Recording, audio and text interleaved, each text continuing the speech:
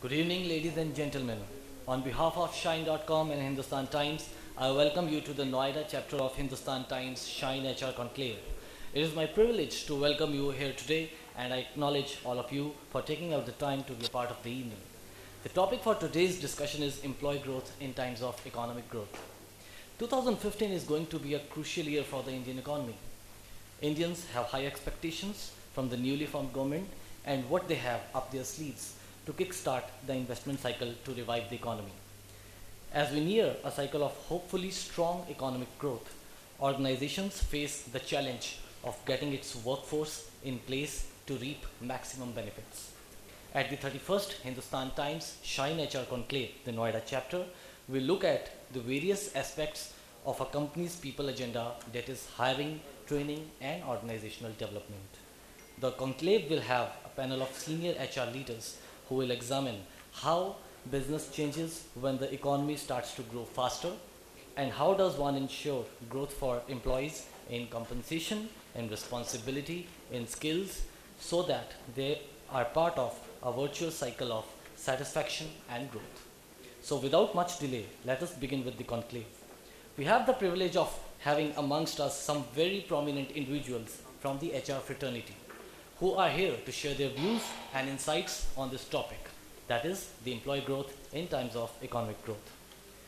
Our first panelist for the conclave is R. Anand, Vice President Rewards, Career and Talent Management, HCL. R. Anand heads the Global Center of Excellence of HCL. He and his team lead the end-to-end talent management piece from conceptualization to execution, including acquisitions, hiring fitments, mobility management, rotations, or reward change. He also leads the compensation and benefits vertical globally. Welcome, Mr. Anand. May I please request you to join us on stage?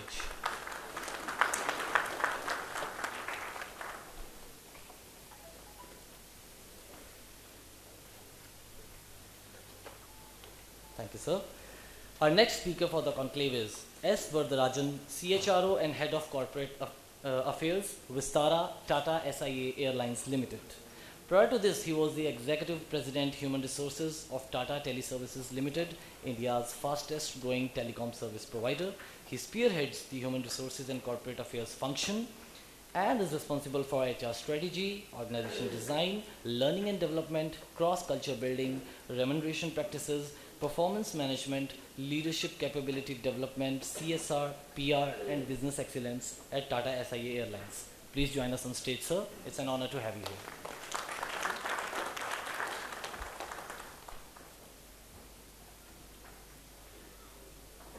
Thank you, sir. Moving on to our next panelist, Subrat Chakravarti, Chief People Officer, Birlasoft, a CK Birla Group company. Subrat is responsible for global HR operations and business advisory services across 5 sites in India and across 10 countries.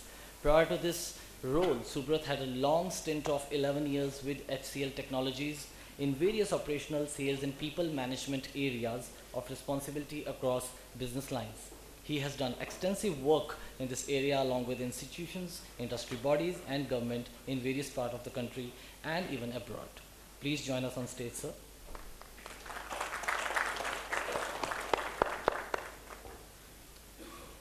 Thank you for coming.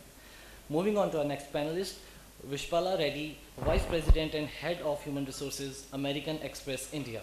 Vishpala leads Human Resources for American Express India. As a member of American Express India leadership team, she ensures that human capital is a key driver in enabling business success. This includes driving change, leadership enablement, employee communication, organization effectiveness, and key talent processes. She has been with MX for almost a decade and has partnered with business leaders to drive the India transformation, which has featured as a best practice by the Asia HR Executive Board. Request you to join us on stage, ma'am. Thank you for being a part of this panel.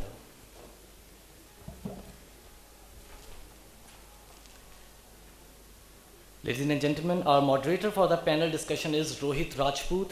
Rohit is a managing consultant based out of our Delhi office and has 14 plus years of experience of assisting clients with their advisory needs across all stages of their organizational evolution while executing responsibilities of client relationship management. project management, and active business development. Rohit has an interest in the area of corporate governance through company boards and works in the area of board effectiveness linked to Hay Group, study in partnership with Economic Times on India's best boards. He has worked extensively in the areas of organization transformation, leadership development, executive coaching, board capability building, change management, and assessment centers. Rohit holds MBA Finance from MDI Gurgaon and a BE Mechanical. Thank you for being here, sir. Please join us on stage.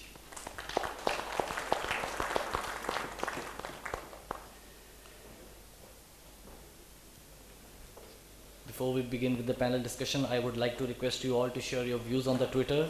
Shortly, we will be mentioning our handle and hashtag on the screens. Also, please keep your phones on the silent mode. Mr. Rajput, over to you, please. Thank you. All right. Am I audible at the back of the room? Am I audible? All right. Yes, you are audible. Ladies and gentlemen, sorry to interrupt you, sir.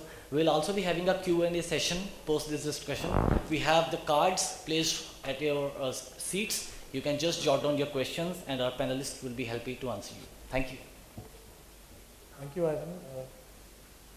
I also want to thank all of you for taking time out to invest in learning and gaining perspective from the eminent panel we have here. I recognize the fact that it's been a long day for many of you at work and you've made this special commitment to learn.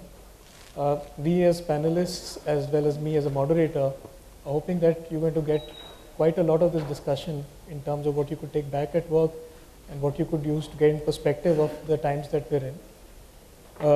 It's interesting, I was talking to the organizers of the conference that the last time I was here, I was talking on much of the same topic. I think it was 2007, similar venue, and we were talking about how the Indian economy is at this big cusp in infrastructure, this big cusp of demographic dividend, and we have all the factors going for us. And the India story was the buzz, whether you talk to bankers on Wall Street or you talk to people in London, the financial markets, and it seems like we're much in news today. The India story is alive again. We've had a change of government. It's been a year or more. And, as we reflect on this theme of economic growth and employee growth, it merits we sort of ask ourselves, are we really in a growth phase? What's the things that you're seeing on the ground? What's ongoing activity? What's your reading of the situation? And I thought we could gain a perspective from each of the panelists, starting with you, Anand, and then you could sort of mix it up. Yeah, very, very valid question. I think we should not just assume that growth is everywhere and that there is a rebound and so on.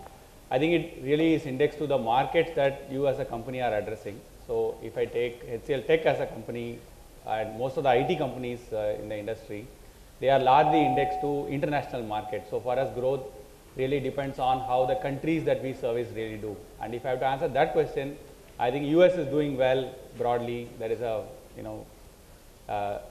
bit of buoyancy in demand that we see in US compared to Europe, for example. I think that therefore I would say that there is growth, but in specific parts. Good evening. I think the sector I come from, aviation, we are seeing a lot of growth, and aviation, India will become, we are already among the top 10 global nations as far as aviation is concerned, with a size of almost USD 16 billion at this point of time. And over the next few years, by 2020, we should be the third largest, and by 2030, we will be the largest across the world. That's the growth trajectory which is set for this industry. So you find a lot of things which are happening in the industry, including new airlines coming in, development of airports, development of infrastructure is linked to this growth and this expectation. And we are looking at moving from 70 million users as of today to about 200 million users sometime in 2020. So it's next 5 years, we're going to see a threefold increase in terms of passenger traffic. Hopefully, it will convert into revenue. But that is the growth trajectory which you are seeing in the aviation industry. And in general, if you see, the indicators are coming into place, and there's a lot of buoyancy in the market. both expectations from internal as well as expectations from overseas for the growth which is India is expected to grow to.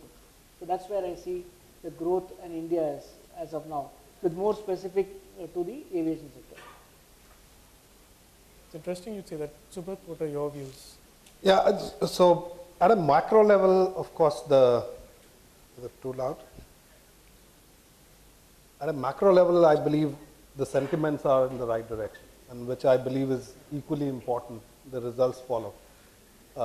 So from a macro perspective, I think all what we are hearing is right in terms of the government's focus on infrastructure. The core thing which he talked about, and which I really love, is the focus on skill.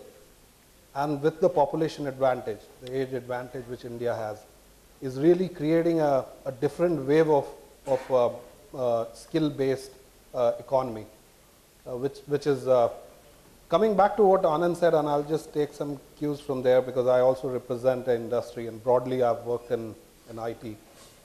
The growth is there. Of course, there's a geography angle which Anand covered, that Europe, we are seeing a slowdown. US is picking up. But in that growth also, the nature of that growth is very different from what we have seen in the past. The nature of demand, nature of skills which are involved now is significantly different than what has been in the past. The models of, on which the IT sector grew in the past are perhaps not going to be relevant in times to come. And that is something which, I think in the context of the discussion, we can build on that if that is of interest to the group. Thank you. Ishbal. Okay. Hi, everyone. I think for us, just to build on what the other panelists have said, it's interesting because I think growth is beyond economic parameters, honestly, because I think it's not just about what the GDP is doing to enable a company that helps. Because a couple of years ago, it was most companies were trying to keep pace with that growth. And I don't use the word automatic for those of my business colleagues here, but relatively easier. I think today for us, especially being in the payment space, it's a little bit about what technology is doing. And you're growing because you're creating new capabilities, you're looking at different skills. So I would say growth is also now in terms of finding and hunting those new opportunities, which every organization is very focused on. Interesting.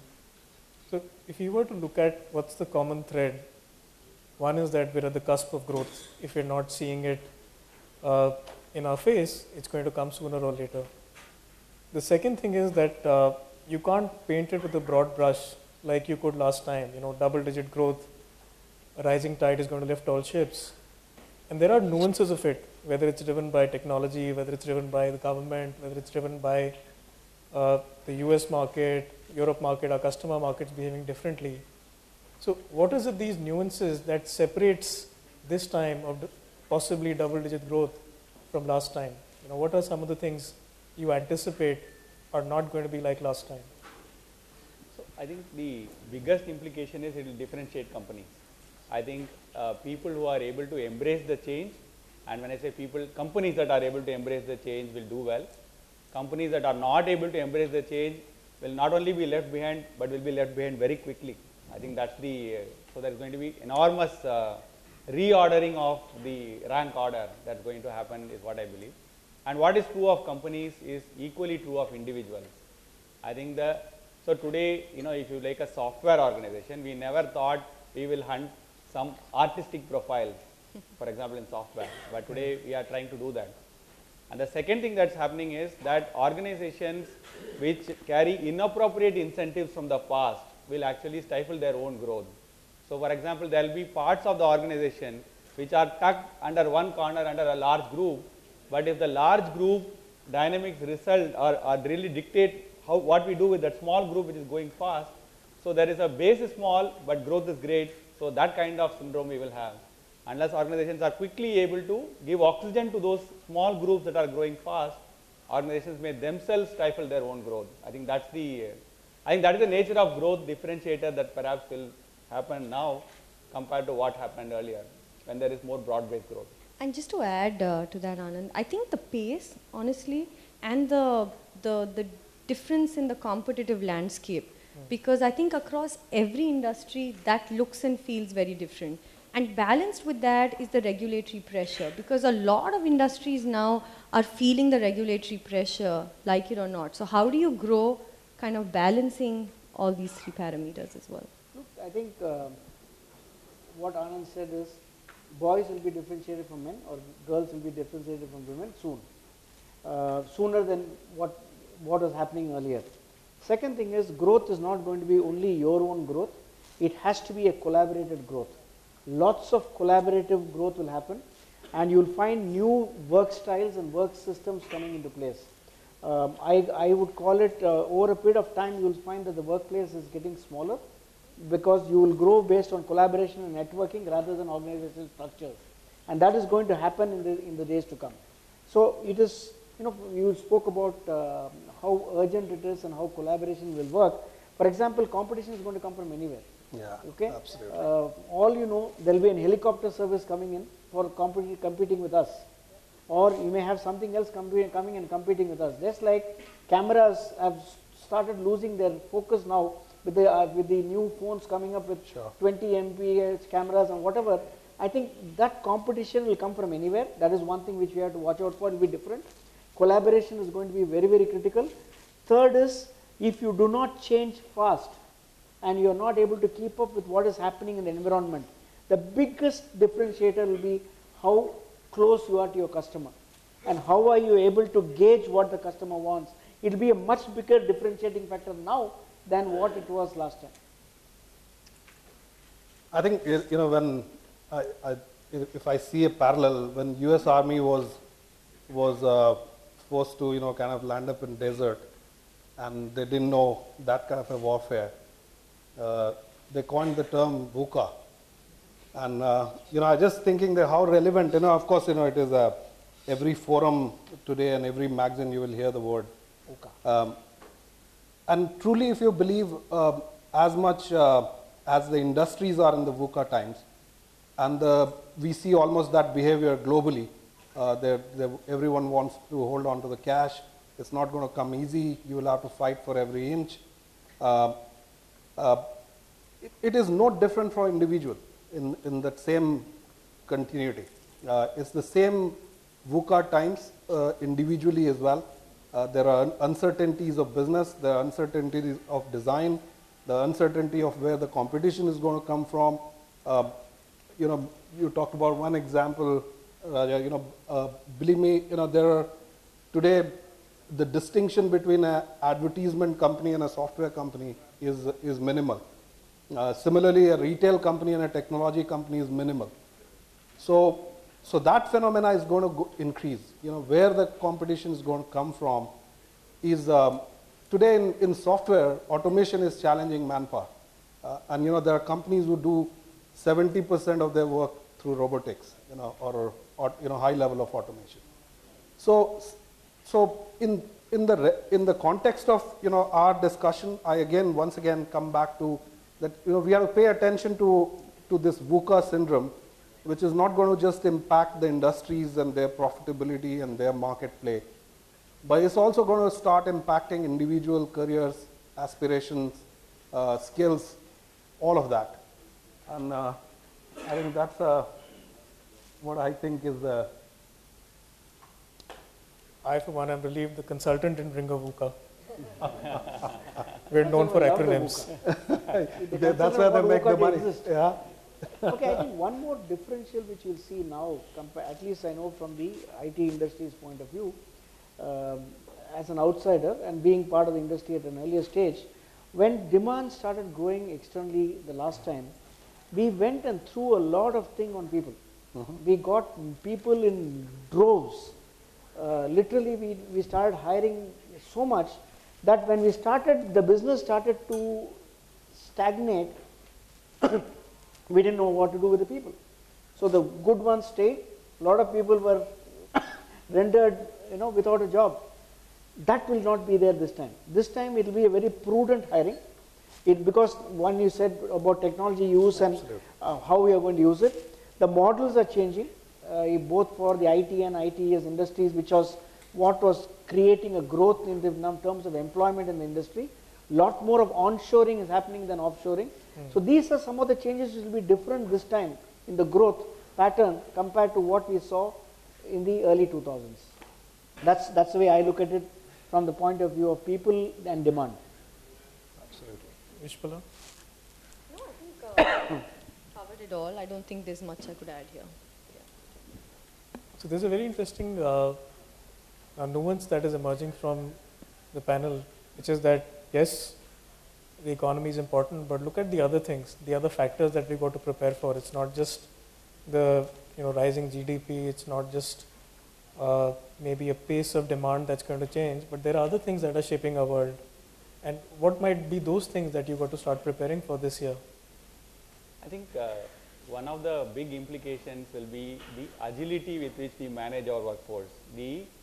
Like Raja said that we won't generally go and recruit and find what to do with it. We will be more prudent, but at the same time we will be fast. So we will adjust capacity up and down, quite dynamically. And that means a lot of contracting models will be in place much more severely than it is today.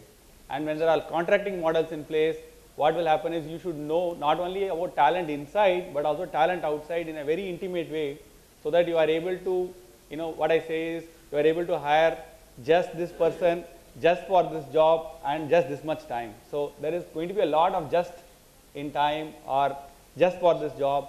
So there's going to be a lot of agility with which we manage our workforce. We need to have a taxonomy, not of skills, because skills are created for yesterday. Because you can't say this C, C++ and so on. You need to have a taxonomy of experiences. Somebody who has got an organization on board, run a campaign using technology. It doesn't have to be this industry or that industry. That's the person we want. So we need to create a taxonomy of experiences, and we need to be able to communicate freely with each other and say, that's the combination I want. It's going to be a lot of combinations. And how do we deal with these combinations in a very agile fashion is going to be the challenge for HR professionals. And how do we, when we are subject to the dynamics of these combinations, how are we going to manage our careers is the challenge for the individual. One of the things which is going to be I would say an advantage as well as a disadvantage. I read somewhere that in the next 5 to 10 years, the population of millennials who will enter the workforce or will be there will be 600 million, which is equal to twice the population of US.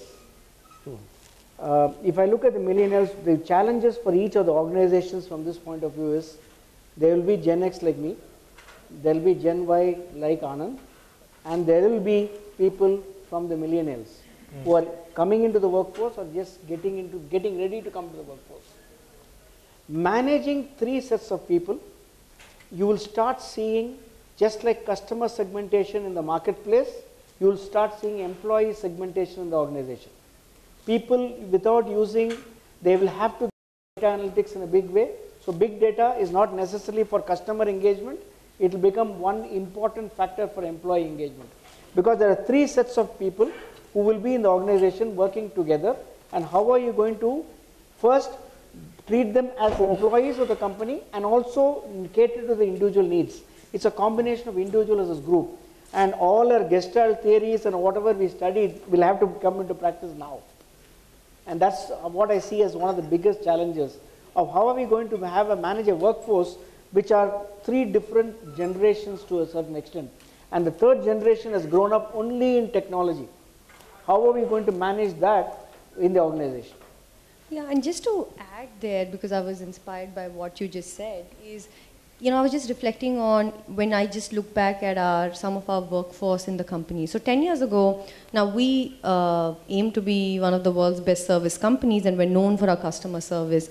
Now 10, 12 years ago, when we wanted to hire a customer service professional, or probably even years before that, we would benchmark with, like, say, airlines, right, hotels, because they're good for service and you want to kind of get that kind of talent. So you went targeted. Then you got to a phase, which is the last couple of years, where you suddenly saw that it's no longer I need a person to pick up the phone and talk. I actually need a person who can multi-skill, because I need a person who's chatting, who may actually make an outbound call, who could look at, some data on a computer. So it's a little bit more analytical. Maybe you're okay getting even engineers if they want to do that type of work. And then is the point you made, which is the future, which is about using predictive analytics. There could be a guy there who's not even looking for that job, but how are you using data to actually go and target that sort of population to bring them on board? So it's exactly what they're saying, and I'm sure everyone in this audience, when they kind of reflect, they will kind of see that sort of, actually movement within every organization. Yeah. They're very, very interesting models. So there's a company, I don't know, some of you would have heard, there's a company called Aperio. It's world's #2 service provider in Salesforce.com. 70% of their design and code work, they crowdsource. So they put a problem there, they build a network of what you were talking about, a network of world-class professionals. They may be sitting anywhere in the world. For every problem they put, on an average, they get 10 solutions to evaluate. And out of that, they choose 3 and give them contract to code. And then that's the level of sophistication. So one on the, think about the competitiveness, which is going to come in the workplace. That for a piece of work which is guaranteed, you are hired by a company, the company will give you a piece of work, allocate you to a project, to suddenly you will have to go and compete for every piece of work. And all this is going to be a reality, because all these models, if these models exist and technology is the enabler, what stops a company to adopt it from tomorrow? And that is a very, very scary thought. Scary, and it's also lucrative as an opportunity. For example, yes, because Rohit and I were talking about it just before we started. I said, as a youngster, I used to see Star Trek and people carrying a flip phone and talking and saying, I thought, will this ever be a reality? Now you find that across the entire marketplace, everyone, right from the person who's sweeping, has a phone. Sure. So it is a reality. So I'm exaggerating to see the future. I think the future will be like the makers of movies. Workplace will be like a movie maker, where the people, there's a director for a particular project, there's a light man who comes in, there's a makeup man who comes in, there's an actor who comes in, everyone gets in together, there's a musician who comes in, creates that project, go away. And then they come back again for a different project. If they've done well, they get called back, otherwise someone else gets an opportunity. I call it the Velcro revolution. Yeah. It's going to happen in the workplace. I foresee this happening in the workplace, where you will not have a set of people who are permanent employees. You will have a lot of people who are part-timers who will come in for a project and go out for a project. In this, how do you manage HR policies and processes? Absolutely. How do you manage engagement? How do you manage to train them? How do you manage to keep them bonded? And to add to the Velcro theory, I think it's about us as HR professionals moving away from talent retention and attraction to really renting talent. You're really renting talent. So whether they come on projects or contracts, or even if they would come to you for a fixed period, can we get comfortable with that? No, I think one more thing which adds to this is, are a regulatory framework going to help us in this? At this point of time, take the Contract Labor Act. We are so tied up with it that you cannot keep people and take them off, because there's multiple other things which ties up a person from employing part-time labor and sending them off. Yeah, some companies find innovative ways to do it. But if you actually go by law, it's going to be difficult managing it. And this model which we are speaking about will require some regulatory loosening to manage that. I was just thinking the implication from an individual perspective. I think our LinkedIn profiles will become LinkedIn portfolios. And the way we manage our reputation will be very different from the way we manage our reputation. So we care for our reputation inside our work teams, inside our business units, inside our organizations. Now we will care for our reputations much like film actors care for their reputations. Oh, absolutely. We'll be very, very vigilant about it. And we will not only showcase what we have done, but we will also showcase the work that we have done. So that portfolio And that's what, thing will have. Anand, actually, there are portals which have started talking about visual CVs with your video, Video your CVs, work and work quality, your project work, everything Artifacts, will be hanging there. Absolutely. And we have a new profession in the making, maybe PR, managing PR for employees, not just for big, movie stars. An image consultant, maybe? Yeah, absolutely. And we will do our own search engine optimization. He is looking for an opportunity at every point of time. Yeah. Now, it's very interesting. At one end, we're talking about a future being shaped by, let's say, economic optimism. We're looking at our future being shaped by the rise of, this individualization that people will seek in their careers. We're seeing our future shaped by the VUCA world, where we don't know, we could be blindsided by what comes at us next.